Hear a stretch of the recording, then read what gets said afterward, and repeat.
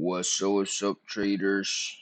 This is the Money Association. I'm here doing a review on a couple stocks. I'm gonna be doing a review on NVDA, and I'm gonna be doing a review on S&P 500. As you can see, NVIDIA right now has overpassed the $1,000 mark. Let's see, where's it at? Right here. All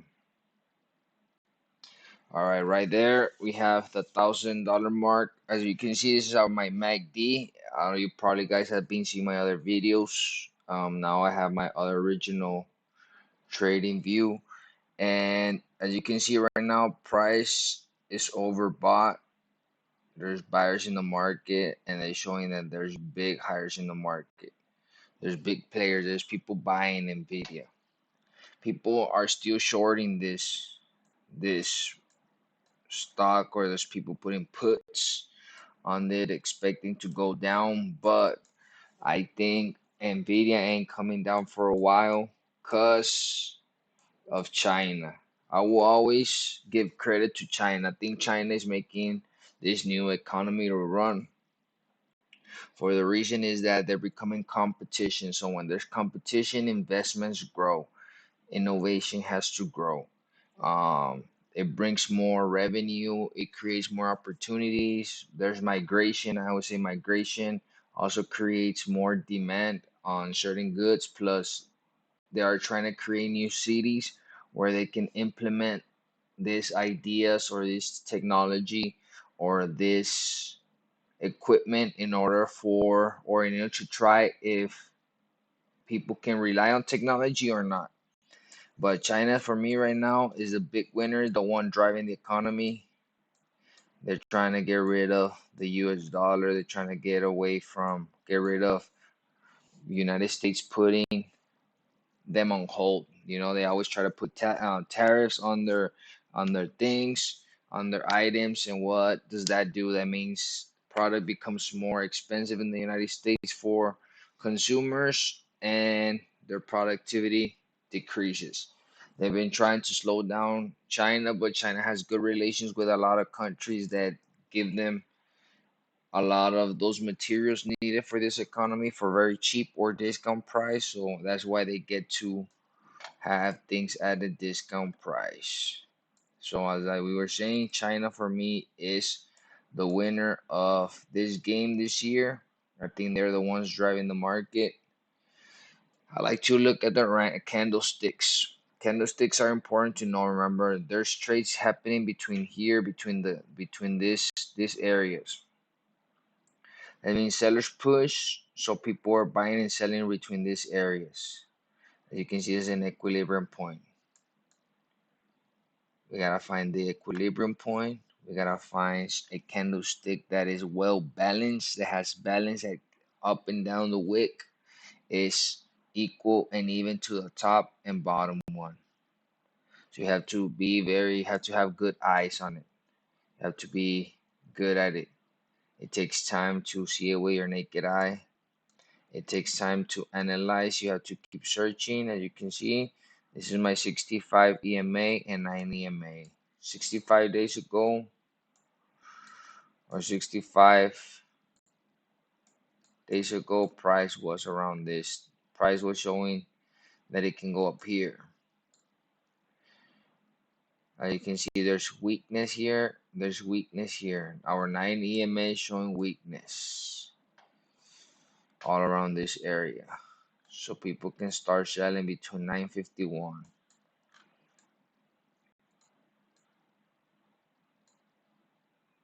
As you can see, there's always with a naked eye. There's a buyers and sellers location right here. 945. 945 seems to be a good price. That's a good average price. My trend line, I consider trend line as equilibrium, as like balance. This is the middle is balance. As you can see, the price is trying to reach to a balance point. Always gonna find a balance point. No matter what, the market always goes back to zero, to a balance point. So right now, as you can see here, there's overbought buyers. There's buyers in the market, so there's a lot of buying in this. People are buying. People are content. People are willing to put $1,000. Plus, I saw some news on my phone that China is investing. I think, let me see,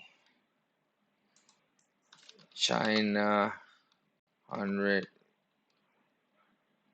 uh chip investment.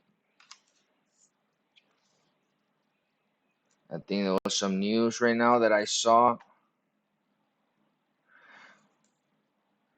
27 billion for the biggest chip fund ever. More observers expected that third could focus on artificial intelligence field with China is lagging. Estimated this investment could ultimately 40 billion. So you can see China is driving this technology market. So NVDA can keep going up because the demand of chips, the demand of quality and sufficiency is increasing. So people are willing to pay those prices,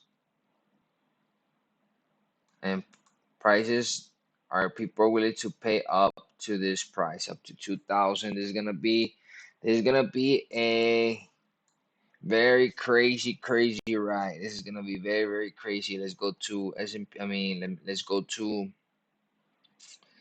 um. As you can see, also oil holds steady as OPEC meeting I held steady near 78 per barrel on Monday. Investors avoided making big bets ahead of OPEC Plus meeting on June 2nd, where major producers expect to extend voluntary output cuts through the end of the year. So why do you think they want to do, excuse me, they want to do cuts, because they don't want prices, they don't want to producing too much that prices goes too down. So it's not good for business, it's not good for them because hey, people are willing to pay 65. I ain't gonna go below that unless there's a big major recession. So you can see there's the middle one. This is the average. You find an equilibrium point, as you can see, there's sellers below average. So there's people selling below average. There are not really too much sellers. People are buying. People are buying. People are willing to buy. So where could the next stop be at? We still don't know. Remember, people don't want to place big bets. People don't know yet. We can potentially come back to this equilibrium point, back to 70, 72. Or from here we can keep going up. Price, this is an average price, 87. 87 seems to be an average price. This is where supply and demand meets. I mean, this is why do I think this? Because remember, this is equilibrium. People are willing to pay all the way up to 97. We still don't know yet, so perhaps to find another equilibrium point, another price where people are willing to buy and sell. So another price we're willing to buy and sell will be 87. So we might see this rise to 87. Because remember, China is still producing chips. So hydrogen might be very important. I think hydrogen is also a liquid being used to do chips. So we'll be looking at hydrogen companies that promote hydrogen because I believe, I don't think, I'm not 100% sure. I think I am correct, but that's how they produce chips. So hydrogen is going to be also in demand. If China is investing on that fund, that shows that the market ain't coming down for a while. Also, what does that mean? That the dollar has to be competitive. They cannot have a strong dollar. They have to reduce the dollar so people can come buy an American product because then they're gonna go, hey, was China having the same quality, the same thing? So I'm just gonna go with China and spend money with them. So because your currency exchange is too expensive. So we'll see what happens. So let me see. Now we are gonna look at Nasdaq.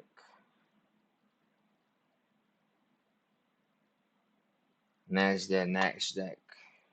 I don't know. I don't know where I had have it. Hold on. Remember, gold is a precious metal. So I think it's used on certain things, certain particles of gold is used for something important. So I think gold is gonna go up too.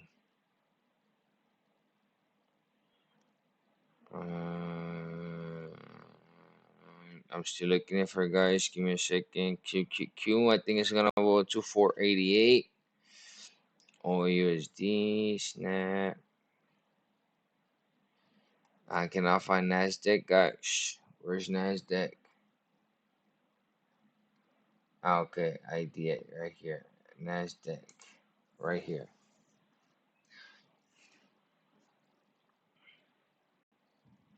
I think it's the correct one. Nasdaq. Let this load. All right, so people are waiting for better news to keep buying. The internet went out. Not good, not good. Let's get it. Okay, starting to work again. Okay, so we are in Nasdaq. As you can see, I have my take profits. Right now, the market isn't take profit. The market has to relax and breathe. Market has to relax and breathe. Price is still going in an up direction. Market might create another bullish flag, false breakout, and keep going up because people are willing to pay more. So market right now in technology is relaxing. People are selling, taking profit, taking the last profits. Buyers are in the market. People are willing to buy. People are willing to sell, and there's others willing to buy. There's more buyers. There's a lot of buyers right in this price. People are willing to enter this market. It's overbought, decreasing. So we'll see what happens, guys. We're gonna be paying attention. Let's go look at gold.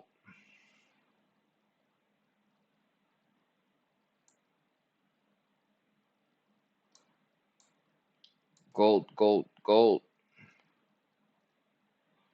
is was selling at a discount price.